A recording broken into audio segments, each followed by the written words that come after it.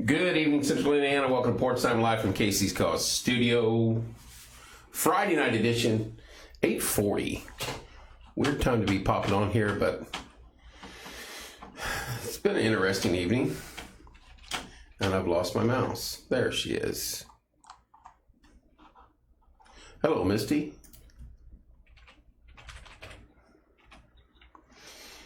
Let a few more folks get on. Look at that work hair I got going on. Jeez. Almost need to cut again. Shave it off. Maybe, maybe not. I don't know. Flathead. All right. Got a few things to go over. Let a few more, let a few more people get on before we start getting into the goods here. And I know more others will watch it after we get done. Tomorrow's supposed to be a gorgeous day. It's going to be cool in the morning, but it's going to be a 70 or so and sunny as the day goes on. Tomorrow morning is opening day, Artesian Little League Baseball. I am emceeing the opening ceremonies. Don't forget the parade. If you're in town, the parade starts, I want to say at 9 o'clock. And it runs all the way down Gray Street, all the way to the Diamonds. So please be patient. You're going to have a ton of kids, little ones in the back of trucks and trailers, and my camera's messed up,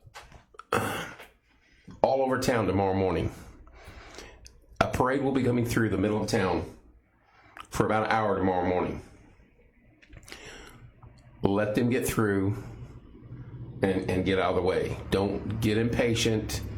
There's nowhere you're going important at 9 o'clock in the morning on a Saturday. Slow down. Let them get through. Opening day, Artesian Little League. I'll be there emceeing the open ceremonies. And then the baseball season will begin here in town. Parade starts at 9, I do believe. If I'm wrong, someone on here correct me.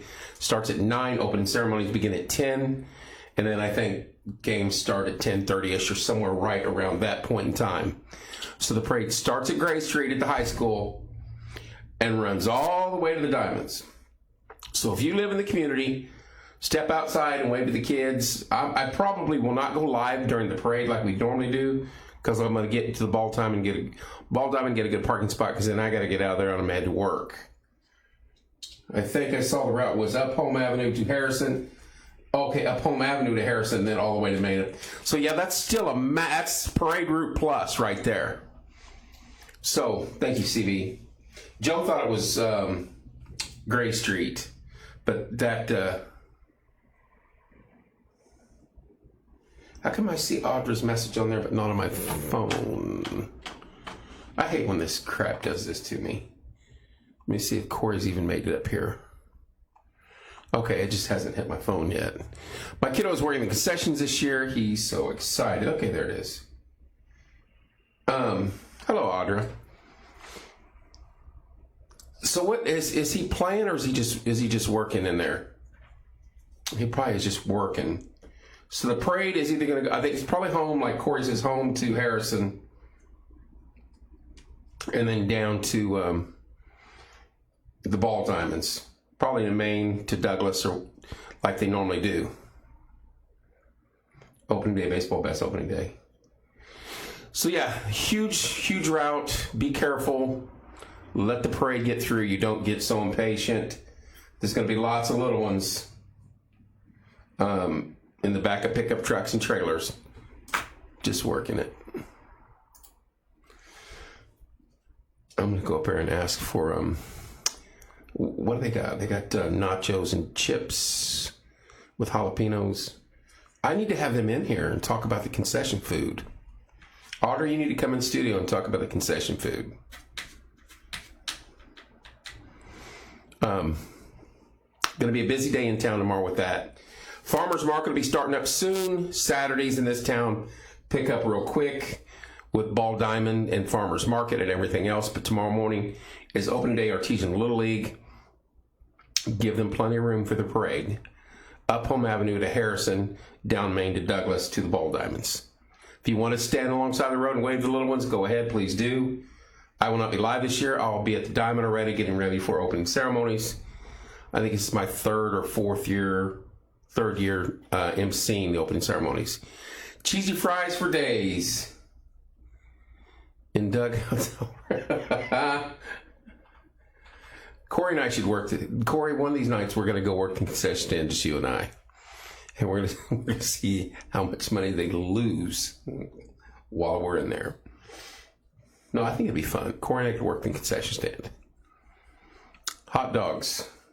Buy one, get the second one, the original price, all night long. It'll be fun. It's always a fun time at opening day. The kids are excited. The young ladies' softball season starts tomorrow too. So looking forward for tomorrow. It's going to be a fun day. The weather is going to be perfect tomorrow. Going to be a little chilly in the morning, 70 or so, right around noon. So tomorrow's going to be a nice day. Sunday we get rain coming in. Later in the week, the reason why I'm bringing up weather, the scarecast they're giving out right now is Tuesday, Wednesday, Thursday, Friday could get really nasty around these parts. And they're already throwing this out there now. So they don't very often do this with thunderstorms. But keep your eye on that. We'll keep our eye on that. And if anything crazy looks like it's going to come up, we will let you know. What was the other thing I wanted to talk about? Weather, opening day.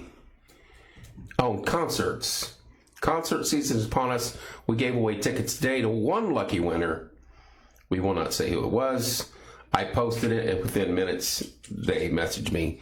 Now, here's the thing. If you win the concert tickets, or if you say, hey, I want them, and we're giving away freebies, and you get them, okay, hang on, Blaze. And you win them and you can't use them, give them back to us. Let us know, because there's always someone second and third wanting to use them. Middle of next week looks spicy. Blaze, I know you guys are already throwing that stuff out. Every weather person, Wednesday, Thursday, and Friday looks very ominous for this part of the world. Actually, it starts at the beginning of the week. It's Texas, Oklahoma, and it just marches its way east. And it more was in the northern half of Indiana, it looked like. Maybe not. Who knows how that goes. But still a long ways off. And normally, and Blaze will back me up on this, they don't throw those out for thunderstorms, for fronts like that moving through this far out in advance, unless there's something drastically expected. So springtime in Indiana, not our favorite time of the year when it comes to storms and tornadoes. I hate them. But you know what I just realized? I don't have those big dark curtains blocking the lightning that keeps me safe. So I might have to ask, what's his name? Can I put the curtains up during thunderstorms and take them down? It's been a fun night. It's been a fun night. It's only 10 till 9. It's been a good night. Let's just put it that way. Middle of next week looks spicy. I don't like to see that. So, concert season is upon us. Cedar Creek, the Met, the Venue, Mooresville, Bargersville, Tier 10. There's 7 days straight of severe risk planning from the Southern Plains all the way to the Great Lakes. Flood event, stability, and wind shear to the most. Ooh. What's up, Hoskins? Not what we want to hear. That's what I'm seeing everywhere, though. Because I had a daughter in Texas down near, and every time I say Texas now, all I can think of is Ella Langley. She was down near Fort Worth, and I was like watching the weather, looking out, and then they're saying, yeah, it's going to get nasty Monday, Tuesday, Wednesday. So, hello, Heidi. Anywho, got to keep our eye on that next week as we move into the middle of the week. Could get dicey. And you don't have to turn on porch time to follow weather. Blaze or Zach or anybody on the planet, if you want to follow them, I'm not going to be mad at you. I'm the safety net where if all else fails, you can tune in here. And I'll be like, yep, they just issued a severe thunderstorm warning for us. Yep, run to your safe place. I can't predict. I'm not a forecaster. Now I can get input or insider information from Blaze and others that help us out. But you can tune into their channels and their live feeds and things like that just as easy. I would never take away from those guys. They live for this and they do this year round. But for some reason, I'm a safety net for this community, and those people like to hear me say, hey, it's time to go to bed, we're in good shape. So, and Blaze pays attention to what we're doing here. He'll correct me, and Zach and others, he'll correct me when he sees me, going overboard or underboard or whatever. They do this for a living. They have all the right tools and all the right toys, and they chase these things. And I could not do that. I could not be involved with the Windseeker and do that. I'd have to have a portable toilet. And first time Blaze come up on one, I would be like, okay, I need some toilet paper and a wet nap, and we'll be good. So anyway, we're not porch time after dark yet. I need to be careful. Tomorrow morning at Artesian Little League over at the Ball Diamonds, opening day.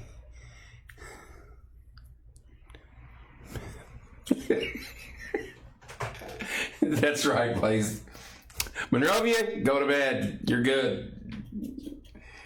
Opening day, Artesian Little League Baseball. I wonder how many opening days are happening tomorrow across the Midwest. That'd be neat to know. All these little burgs and villas across the Midwest, opening day. So many little ball players thinking of making it to the majors or the big leagues. It's because of the community you've brought together here. You may be the face and voice, but you bring all the others in with you as well. Well, Andrew, Brittany, thank you so much. I appreciate that. That's very kind to say. It's the how many years have we been doing this, Corey? It's years of dedication to the little ville that I was born and grew up in. I'm still growing. Maybe not up, but I'm still growing. More out than up these days. But we like to at least stay informed. And I have all sorts of apps on my phone and I follow Blaze and so many others just to keep track of. If I know he's out and about and he's not up in this area, we're probably in pretty good shape. If he's over in southern Illinois, we might be in bad shape later on, but at this moment we're fine. If he's not left southern Indiana, northern Kentucky, it's probably not going to be that big of a deal. Unless he's on duty and he can't. But thank you so much for that. I think we've got a good thing going here with our group. We've made some hay over time. We have a good group here with Corey and Beth and myself and others over time. I go back to the one night where I was a loner in here and storms hit about 10:30, 11 o'clock, come across the state lines, and I stayed with it the entire night, and they cleared our area about 3 a.m. on a work night, and I go home and go to bed knowing I got to get up in 3 hours, and I was getting messages from individuals, men and women, mind you. I'm home alone. I'm not a fan of storms. It was good to have your voice. At least tell me, good or bad, here comes the storm. It's going to be over with in 15, 20 minutes. And I never looked at it that way. That sense of security, even though it's a false sense, I give you that. I'm not going to save you, but I will at least give you a heads up. Hey, you might get killed here in a little bit by a tornado, but at least you're alerted to it now. So it was just that sense of security of knowing someone you know was there listening to you, or you're listening to them back and forth, to where it was just a comforting for so many of them, and I was shocked. So from that point on, I was like, okay, if I'm in town and able to go live, thank you. And that is That's about the truth of it right there. I do care. I care about this community and all in it.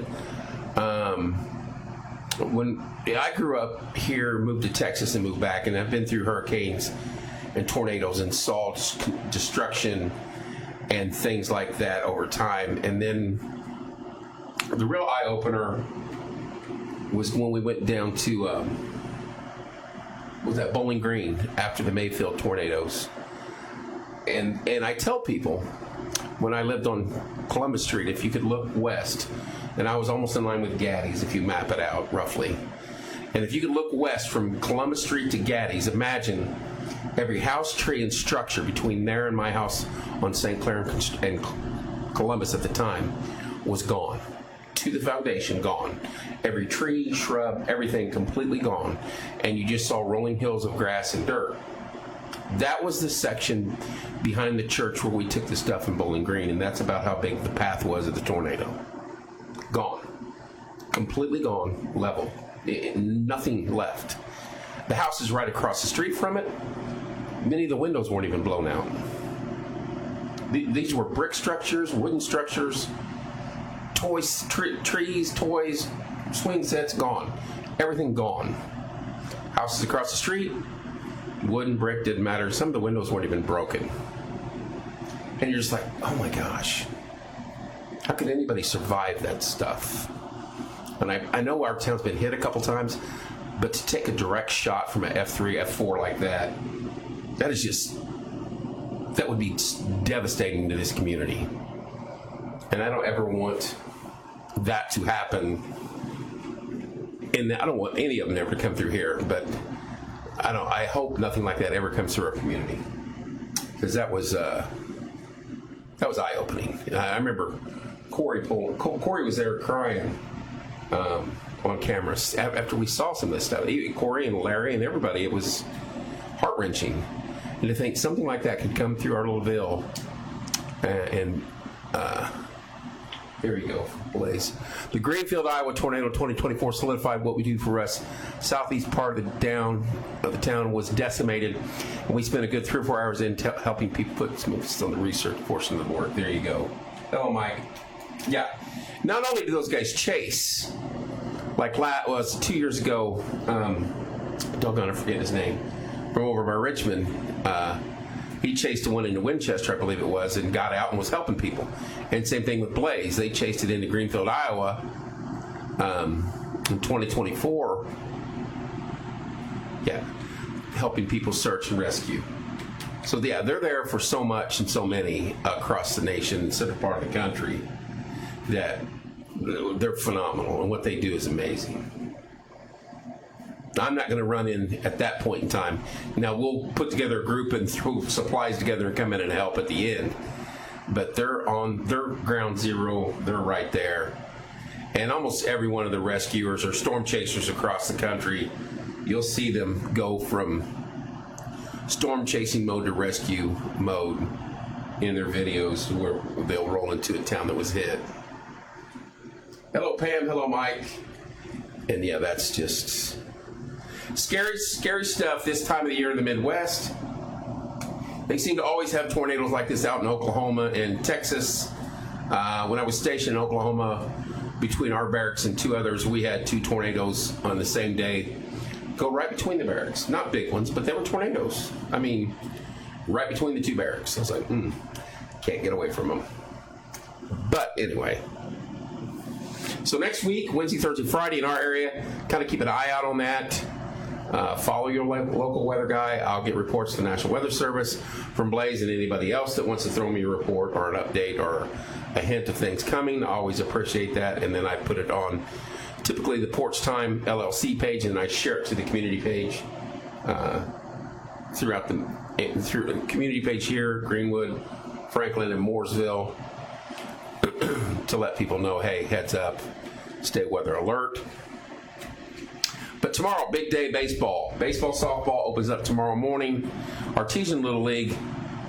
Cannot wait. I'll be there emceeing opening ceremonies, 10 o'clock-ish after the parade. The parade, from what we're gathering, goes Home Avenue to Harrison to Main Street to Douglas. Avoid that area if you're driving around. Don't get impatient if you run into the parade and they're consuming the streets up that path I just gave. Give it a few minutes. It's not that big a deal. You'll get to need the dough as quickly as you can once they pass. So don't panic. It's okay. Let the kids have their moment in the sun. Get out and wave to them. Probably make their whole day. They'll feel famous. Because tomorrow everybody's a World Series champion of some sort before they take the field. Then reality hits them in the face and they realize that it's not going to be that way.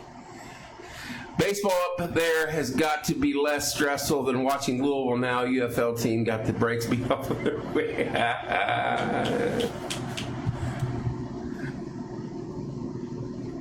So Louisville has a UFL team.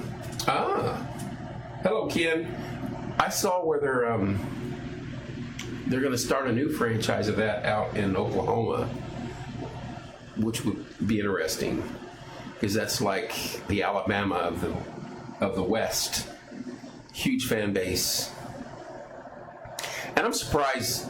Let's see, Atlanta's well, you have Atlanta and New Orleans in the Florida teams.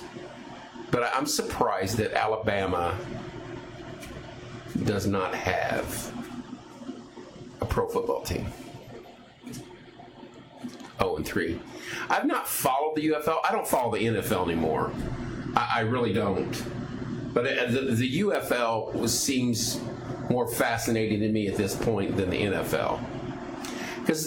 And I'm not knocking anybody.